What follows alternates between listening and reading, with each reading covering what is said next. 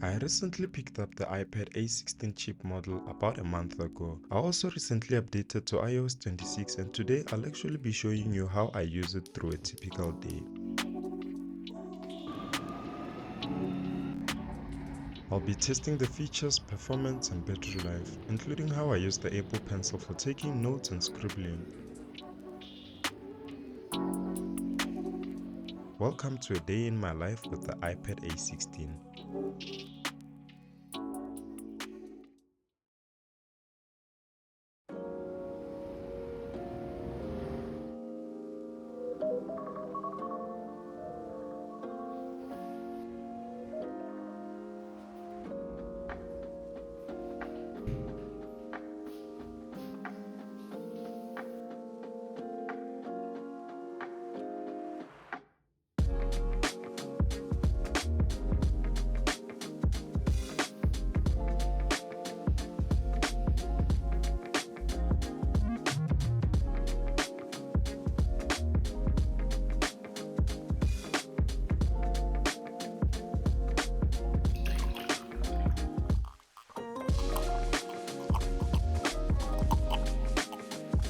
So this is my morning workflow. One of the things I really enjoy doing with the iPad is visualizing my Apple Health data on a bigger screen.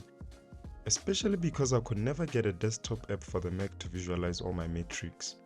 But as you can see, we didn't do too badly in terms of sleep yesterday.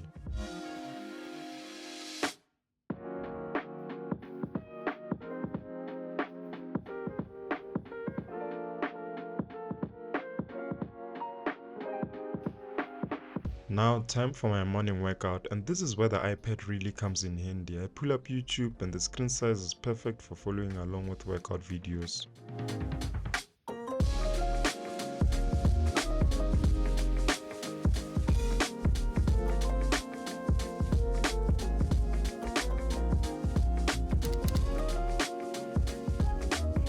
Hi guys, welcome back to the channel and I hope you're doing well. So it is 7 a.m. and today is Saturday, so I'm not working. So the plan for today is to do a day in the life with the iPad.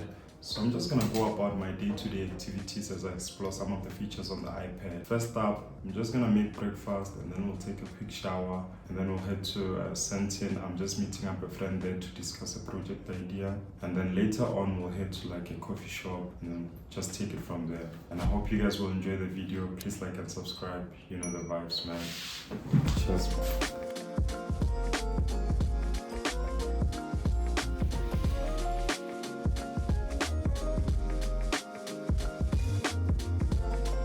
Been using recipe apps to organize all my recipes in one place, and this really helps when I'm cooking because some of these apps have a step-by-step follow along. They also help with grocery lists, so I can plan my meals and know exactly what I need to buy. I just prop the iPad on the counter and follow each step as I go. No more flipping through cookbooks or constantly unlocking my phone with messy hands.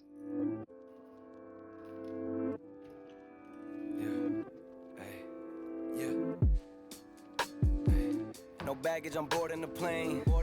Leaving everything bad in the rearview and taking whatever remains. Whatever been good for my spirit, the rest I've been setting ablaze. Burning it down to the ground, I started refreshing the page. Till I rest in the grave, I'm making a mark and etching my name. I get it, you feeling the way, but when you try throwing your shade, we throwing grenades. Growing with pain, it helped me turn into the man I became. I'm better with age, forever the era, I cherish the phase. But some things are better left back in the days. We started a wave, then parted away. A part of me feel like it's part of the game. The parties don't hit like they used to, it's cool. We did it already, it's hard to complain. I got no agendas and plans that mean more to me nowadays. It started to sway, the way that I look at the world. I'm only in places where putting my heart on display. My heart on my sleeve, the blood on the leaves. Been working to sharpen the blade. The darker the day, the brighter it is. When you find a way out the part that decayed. Dimming the light, but you gotta fight when you feel it starting to fade. Don't cover the blind, cause how can you shine if you keep a star in the shade? Hey. Look how far that we came. Hey. Gone away, flown away, gone away, flown away, gone away, flown away, gone away, flown away, gone away. Now I'm airplaying to my Apple TV, and this is one of those features that just works seamlessly. A quick tap and whatever's on my iPad is now on the big screen. Whether it's YouTube, a show I'm watching, or even just browsing. The connection is instant, no lag, no buffering.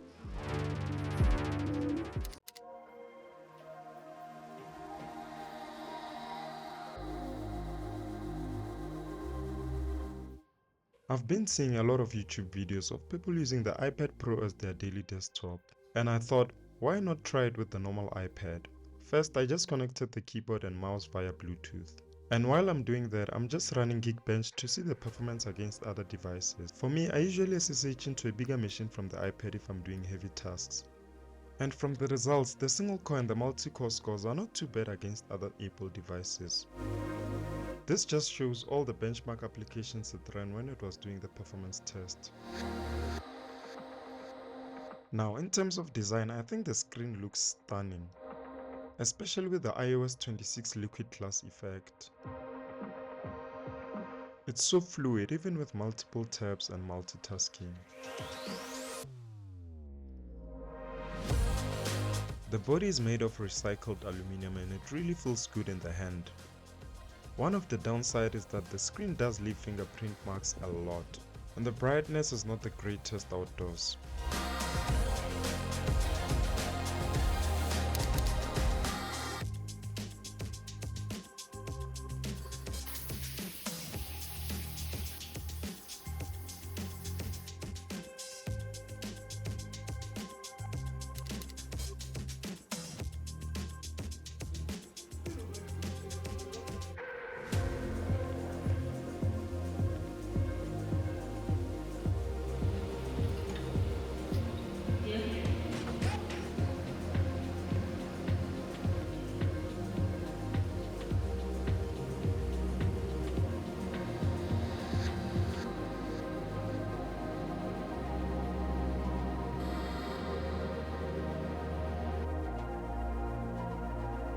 During my train commute, I was just watching a lot of videos on YouTube. This iPad model is the Wi-Fi only version, so I'm using the hotspot on my phone.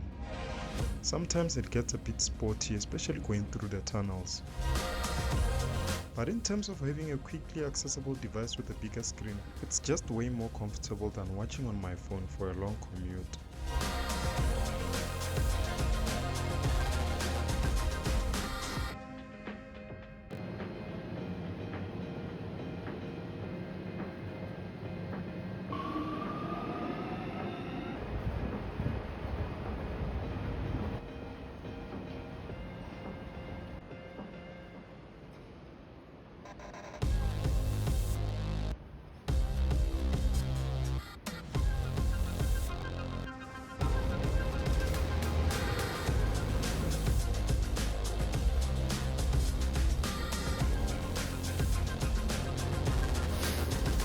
And here I was trying out the 12 megapixel wide camera, and it's pretty decent. It's not going to replace your phone camera, but for quick shots or scanning documents, it gets the job done.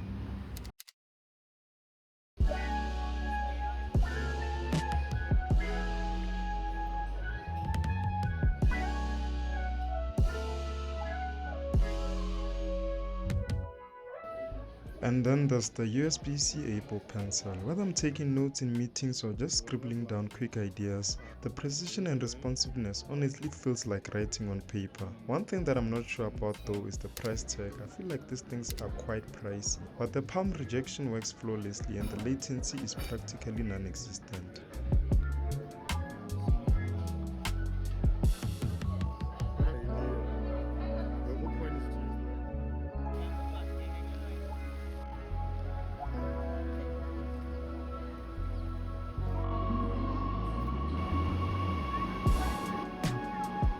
On my way back, I decided to play some Angry Birds. I mean, it's not really a heavy workload game, but it runs smoothly and I've hardly had any heating issues. Although the refresh rate is not the 120Hz on the iPad Pro, it still runs smoothly.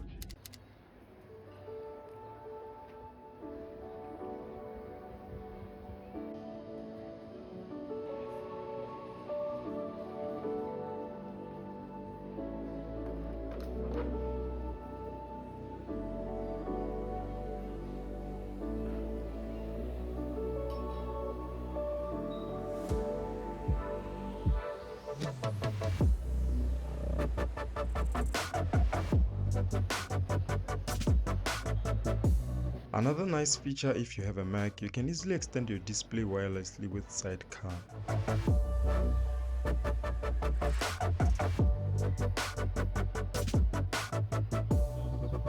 I was actually impressed at how seamless it is, and it's really helpful for productivity, especially when coding or doing some editing while at a coffee shop. And this is thanks to the iPad's A16 Wi-Fi 6.